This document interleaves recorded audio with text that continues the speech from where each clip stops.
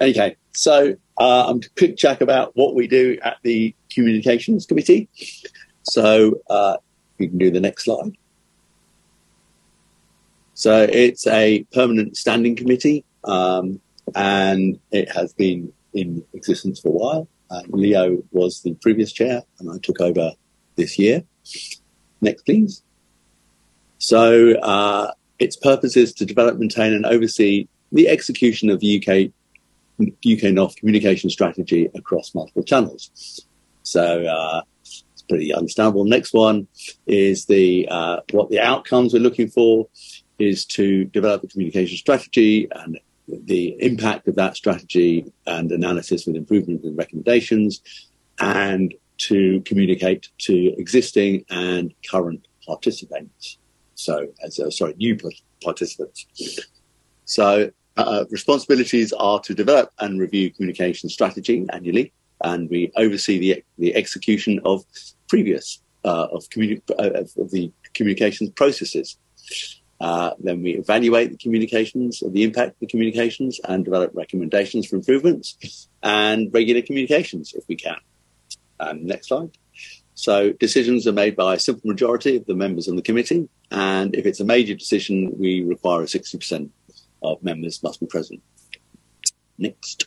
So the authority, what we really do is actually recommend the strategy for adoption by the UKIF board, and we liaise with the other committees at the moment. That's the PC. And currently the members are made up of the chair and vice chair, and then there's 6 other, which are appointed by the board, and then there's up to 6 other members, and any others co-opted. And then next slide. Terms are 2 years, confirmed annually starting the 1st of January. And next slide. Term limits are members, including the chair and vice chair, and liaisons can serve a maximum of 2 consecutive years. Next slide. And these are the current members: Kathy, Dinesh, Emma, Fergus, Leo, Portia, and myself. But you could be there too. We are looking to, Kathy is looking to leave this year, and we are always looking for new members anyway. So do get in touch. Thank you very much. Very quick and hopefully to the point. Excellent. For the slides, thank you. If the images are a bit odd, that's thanks to Stable Diffusion and Darley. I'd just like to salute the fact that as a member of the Communications Committee, you managed to get something to generate a whole bunch of images which looked useful but conveyed no useful information whatsoever. Is there anybody who would like to ask any questions of Steve about what the Communications Committee gets up to and what they're for and why you might like to join? Don't all shout at once. Oh, well, thank you very much indeed, Steve. No problem. Thank you. Right, I think that makes it. Thank you very much, Steve. I think that makes it time to actually have me use the clicky thing rather than keep handing it to people. So I'm going to do a very similar thing for the programme committee.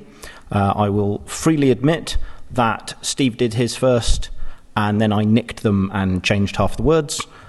So we'll see how we go.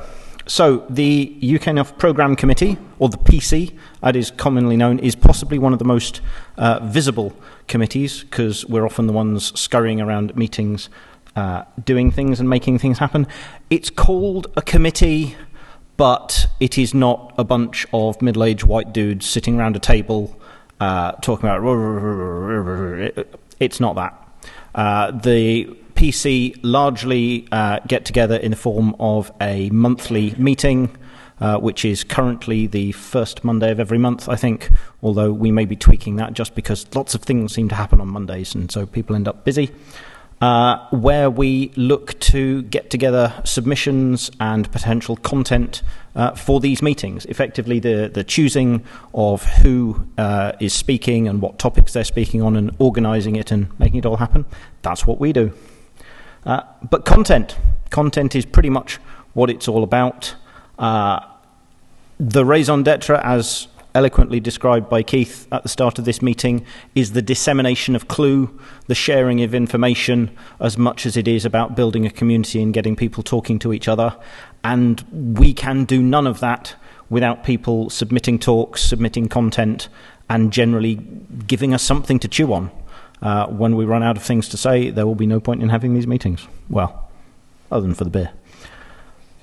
One of the more active things that we do that is not specifically within the meetings, this is my one AI-generated slide, I should point. This is what happens if you put shepherding a meeting into DALL-E, is you get a German shepherd in a suit in front of a projector screen.